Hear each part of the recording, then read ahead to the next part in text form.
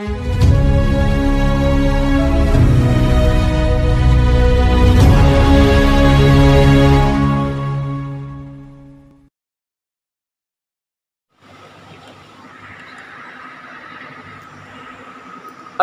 لله الذي أعد للمؤمنين والمؤمنات جنات تجري من تحتها الأنهار. أشهد أن لا إله إلا الله وحده لا شريك له الملك العزيز الغفار القهار، وأشهد أن محمدا عبده ورسوله المصطفى المختار. اللهم صل وسلم وبارك على محمد نور الأنوار وعلى آله الأبرار وأصحابه الأخيار ومن تبعهم بإحسان إلى يوم القرار. أما بعد فيا عباد الله، أوصيكم ونفسي بتقوى الله فقد فاز المتقون. ولقد قال الله تعالى في القرآن الكريم: أعوذ بالله السميع العليم من الشيطان الرجيم، بسم الله الرحمن الرحيم. يا أيها الذين آمنوا اتقوا الله حق تقاته ولا تموتن إلا وأنتم مسلمون. معاشر المسلمين الحاضرين rahimakumullah. Di dalam Islam kita diajarkan untuk meyakini bahwa orang-orang beriman memiliki derajat yang paling tinggi di sisi Allah Subhanahu wa taala. Di dalam surah Al-Imran ayat 139 Allah Subhanahu wa taala berfirman: "Wa la tahinu wa la tahzanu wa antumul a'launa in kuntum mu'minin." Janganlah kamu lemah, jangan kamu bersedih. Wa antumul a'laun, kamu adalah orang-orang yang paling tinggi derajatnya. In kuntum mu'minin, kalau kamu memang betul-betul beriman.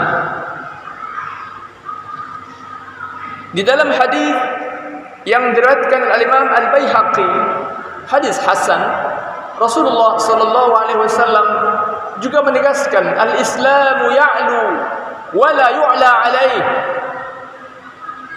Islam itu tinggi, paling tinggi, dan tidak ada satupun sistem kehidupan, tidak ada satupun agama, tidak ada satupun ideologi yang yu'la alaih, yang mampu melebihi Islam, yang lebih tinggi dari Islam.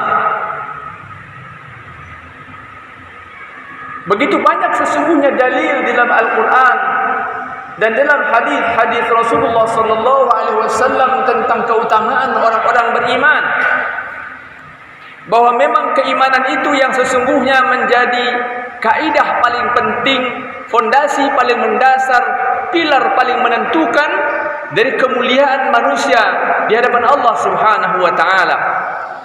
Orang-orang yang benar imannya, orang-orang yang benar dalam mengamalkan Islam, orang-orang yang bersungguh-sungguh dalam ketaatan kepada Allah Subhanahu wa taala, merekalah orang-orang terbaik. Tetapi masalahnya, ma'asyiral muslimin al-hadirin rahimakumullah, adalah kita hari ini andai jujur mau melakukan evaluasi dan introspeksi diri, sadar bahwa sesungguhnya kadar keimanan dan keislaman kita jauh dari apa yang dipersyaratkan oleh Allah Subhanahu wa taala dan Rasulullah sallallahu alaihi wasallam. Itulah tampaknya yang menjadi dalil kenapa Imam Malik rahimahullah misalnya mengatakan la yusliha akhiru hadhihi al-ummah illa bima saluha bihi awwaluha. Tidak akan baik umat ini kecuali dengan apa yang umat-umat pertama dahulu menjadi umat yang baik, menjadi generasi terbaik. Karena itu, ma'asyiral muslimin hadirin rahimakumullah, kita harus kembali berjuang membangkitkan kesadaran umat. Kita semua harus menyadari bahwa adalah tanggung jawab setiap kita untuk membangkitkan kesadaran dan spirit pemahaman umat tentang betapa agung dan mulianya Islam dan iman pada diri dan dada setiap hamba Allah, bila itu betul-betul menghunjam, terhunjam dalam dada seorang hamba, maka setidaknya ada 3 hal yang harus kita lakukan. Ma'asyiral muslimin hadirin rahimakumullah. Yang pertama adalah mengajak dan menyeru umat ini untuk kembali bersungguh-sungguh mempelajari Islam, mengilmui Islam. Dalam surah Al-Mujadilah atau disebut juga Al-Mujadalah, surat yang ke-58 ayat 11, Allah Subhanahu wa taala berfirman, "Yarfa'illahu alladhina amanu minkum walladhina utul ilma darajat." Allah pasti akan mengangkat derajat orang-orang beriman dan berilmu, banyak derajat. Iman dan ilmu adalah syarat kebangkitan umat. Umat hari ini, kita yang hidup hari ini, memang jauh dari standar memahami agama dengan benar. Andaikan kita mau mengevaluasi diri, berapa banyak waktu yang kita sediakan setiap hari untuk belajar tentang Islam misalnya.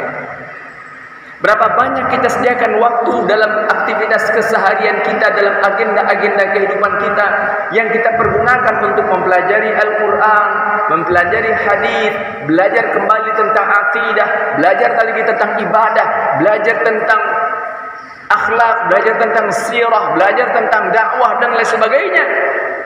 Tampaknya sangat sedikit dilakukan oleh kaum muslimin. Jangan-jangan andaikan ada survei atau apalagi sensus tentang hal ini, mungkin tidak sampai 10% dari umat ini bersungguh-sungguh mempelajari Islam. Meskipun Rasulullah SAW 14 abad yang lalu sudah mengajarkan kepada kita, talabul ilmi faridatun ala kulli muslim. Mencari ilmu itu wajib hukumnya atas setiap muslim, dan itu artinya berlaku sampai akhir hayat. Setiap muslim harus terus bersungguh-sungguh belajar, mengerahkan kemampuan terbaiknya untuk mempelajari Islam. Itulah dilakukan oleh Rasulullah dan para sahabat beliau dahulu. Itulah kemudian yang menjadi sababun nuzul. Bila kita baca misalnya kitab Lubabun Nuqul fi Asbabin Nuzul yang ditulis oleh Imam As-Suyuti misalnya, tentang latar belakang sejarah turunnya ayat 11 surah Al-Mujadilah tadi, maka sejarah menceritakan kenapa ayat itu turun adalah karena demikian bersemangatnya sahabat-sahabat Rasulullah SAW untuk hadir di majlis-majlis ilmu Rasul, untuk mendengarkan ayat-ayat yang disampaikan, diajarkan, untuk menghafalkan wahyu-wahyu yang baru saja diturunkan, untuk mendengarkan hadis-hadis Rasulullah, untuk bertanya kepada Rasul tentang solusi kehidupan dan seterusnya. Sehingga majlis ilmu Rasulullah itu dipadati oleh kaum muslimin hadir di majlis ilmu. Inilah yang hilang dari umat hari ini. Tradisi, semangat untuk mempelajari Islam dengan sungguh-sungguh, baik secara individual maupun secara kolektif, baik secara sendiri-sendiri maupun hadir berjamaah di majelis-majelis ilmu, hilang dari tradisi kaum muslimin. Ini yang harus segera kita kembalikan. Setiap kita harus memaksakan kembali diri kita untuk hadir di majlis-majlis ta'lim, untuk hadir di majlis-majlis para ulama, untuk menyediakan waktu kembali membaca Al-Quran dan terjemahannya dan tafsirnya, membaca hadis dengan syarahnya, penjelasannya dan seterusnya. Karena tidak mungkin umat ini akan tampil sebagai pemimpin peradaban, tidak akan mungkin umat ini akan menjadi rahmat bagi seluruh alam apabila kita sendiri tidak mengerti dan memahami Islam yang kita yakini sebagai dinul haq, satu-satunya agama yang benar. Hal kedua yang harus kita jalankan, kita lakukan, ma'asyiral muslimin hadirin rahimakumullah, sebagaimana dengan sangat gamblang Allah tegaskan dalam Al-Quran, adalah dakwah amar ma'ruf nahi munkar.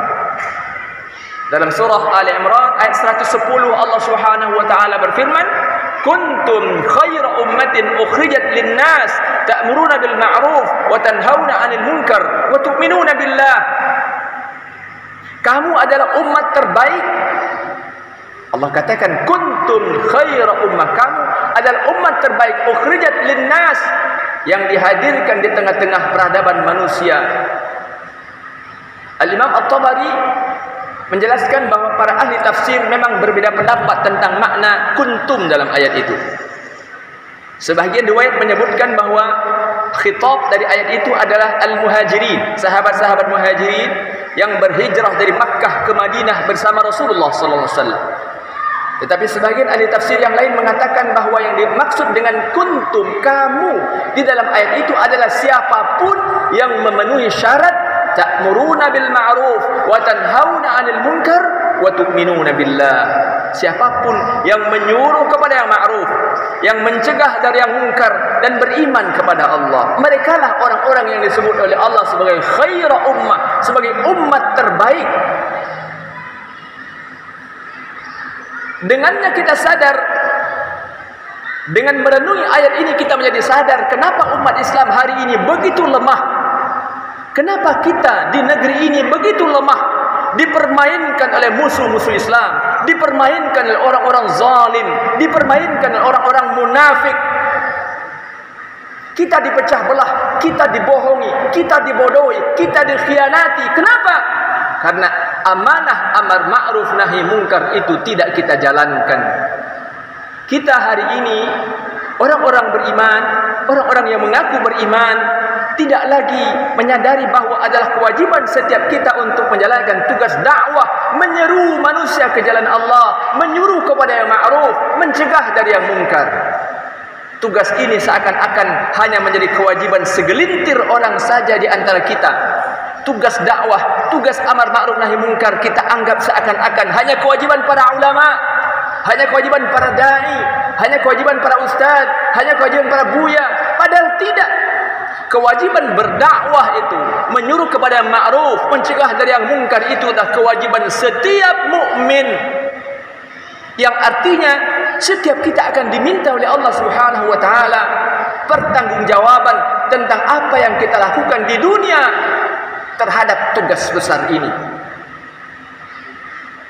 Kemaksiatan merajalela, perzinaan terjadi di mana-mana, minuman keras beredar di mana-mana, perjudian dilakukan orang di mana-mana. Kita mengetahui itu, bahkan kadang-kadang terjadi di depan mata kita.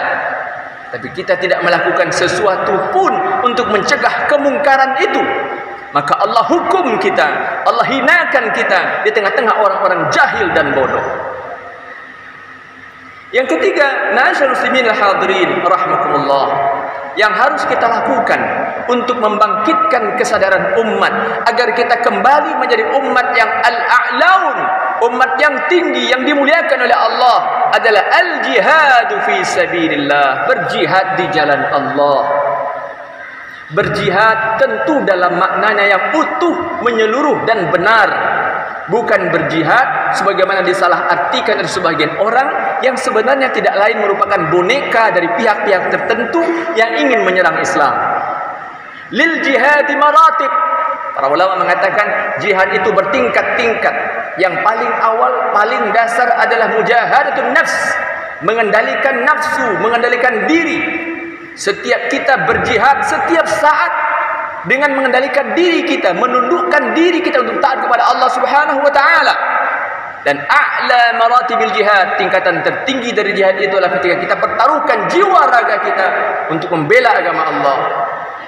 Dan ini merupakan satu-satunya jalan yang harus ditempuh oleh kaum muslimin untuk memenangkan kembali Islam di atas musuh-musuhnya yang tidak pernah berhenti bekerja dan berbuat untuk menjerumuskan umat ini. Itulah kenapa ulama mengatakan kepada kita, la tahyad da'watu illa bil jihad. Dakwah itu, amar ma'ruf nahi munkar itu tidak akan pernah berhasil kecuali apabila umat melakukannya dengan semangat jihad, semangat perjuangan, semangat kesungguhan, semangat totalitas untuk membela agama Allah sesuai dengan kemampuan kita masing-masing. Berjihad mulai dari diri kita, keluarga kita, kerabat kita, tetangga kita, lingkungan kita, masyarakat kita, dan seterusnya sampai kontribusi kita untuk umat ini. Karena sungguh umat Islam dihadirkan bukan untuk sekelompok orang saja, tapi Islam datang sebagai rahmat bagi seluruh alam. Barakallahu li wa lakum fil Qur'anil azim. ونفعني وإياكم بما فيه من الآيات والذكر الحكيم وتقبل الله مني ومنكم تلاوته إنه هو السميع العليم. أقول قولي هذا وأستغفر الله العظيم لي ولكم ولسائر المسلمين والمسلمات والمؤمنين والمؤمنات فاستغفروه إنه هو الغفور الرحيم.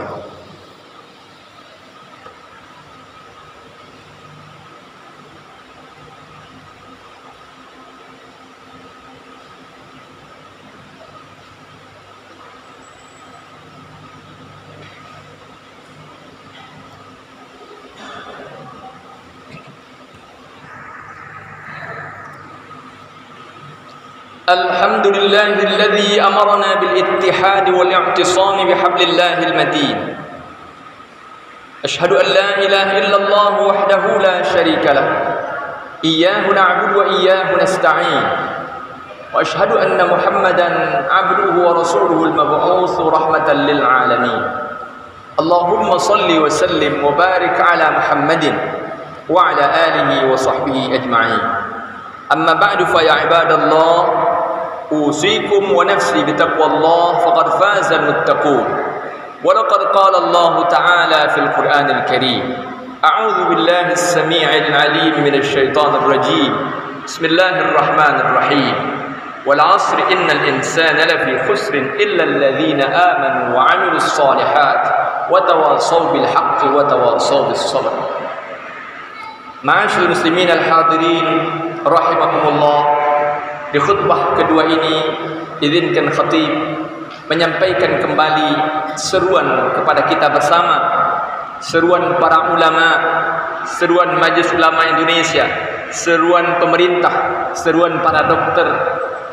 Kita masih berada dalam pandemi COVID-19 yang belum tahu kapan akan berakhir. Di dalam Islam kita diajarkan untuk memaksimalkan ikhtiar, memaksimalkan usaha ketika menghadapi suatu situasi, suatu kondisi sulit. Setelah itu baru kita bertawakal kepada Allah Subhanahu wa taala. Fa idza azamta fatawakkal 'ala Allah. Apabila kamu sudah mengerahkan kemampuan terbaikmu, maka bertawakkallah kepada Allah. Kita berdoa kepada Allah Subhanahu wa taala agar musibah global ini segera berakhir, segera dihentikan oleh Allah. Karena memang hanya Allah yang maha mampu untuk itu. Tetapi kita juga wajib berikhtiar, berusaha untuk menjaga diri. Maka karena itu izinkan khatib mengajak kita untuk kembali disiplin dengan protokol kesehatan, menggunakan masker, menjaga jarak, mengurangi kontak fisik, menjauhi kerumunan kecuali kalau sangat darurat penting dan seterusnya. Mudah-mudahan Allah Subhanahu wa taala lindungi kita semua dari segala keburukan di balik musibah ini. Inna Allah malaikatahu yusalluna 'alan nabi ya ayyuhalladzina amanu sallu 'alaihi wa sallimu taslima. Allahumma salli 'ala Muhammad wa 'ala ali Muhammad kama shallaita 'ala Ibrahim wa 'ala ali Ibrahim wa barik 'ala Muhammad wa 'ala ali Muhammad kama barakta 'ala Ibrahim wa 'ala ali Ibrahim fil 'alamin innaka Hamidum Majid. اللهم اغفر للمسلمين والمسلمات والمؤمنين والمؤمنات الأحياء منهم والأموات إنك سميع قريب مجيب الدعوات يا قاضي الحاجات. اللهم أرنا الحق حقا وارزقنا اتباعه وأرنا الباطل باطلا وارزقنا اجتنابه. اللهم ادفع عنا الغلاء والبلاء والوباء والفحشاء والمنكر والسيوف المختلفة والشدائد والمحن ما ظهر منها وما بطن من بلدنا هذا خاصة ومن بلدان المسلمين عامة إنك على كل شيء قدير. ربنا لا تؤاخذنا إن نسينا أو أخطأنا ربنا ولا تحمل علينا إصرا كما حملته على الذين من قبلنا ربنا ولا تحملنا ما لا طاقة لنا به واعف عنا واغفر لنا وارحمنا أنت مولانا فانصرنا على القوم الكافرين. ربنا هب لنا من أزواجنا وذرياتنا قرة أعين واجعلنا للمتقين إماما. ربنا تقبل منا إنك أنت السميع العليم وتب علينا إنك أنت التواب الرحيم. ربنا آتنا في الدنيا حسنة وفي الآخرة حسنة وقنا عذاب النار. وصلى الله على خير خلقه محمد وبارك وسلم. سبحان رب العزة عما يصفون وسلام على المرسلين والحمد لله رب العالمين. عباد الله، إن الله يأمر بالعدل والإحسان وإيتاء ذي القربى وينهى عن الفحشاء والمنكر والبغي يعظكم لعلكم تذكرون. فاذكروا الله العظيم يذكركم وادعوه يستجب لكم ولذكر الله أكبر.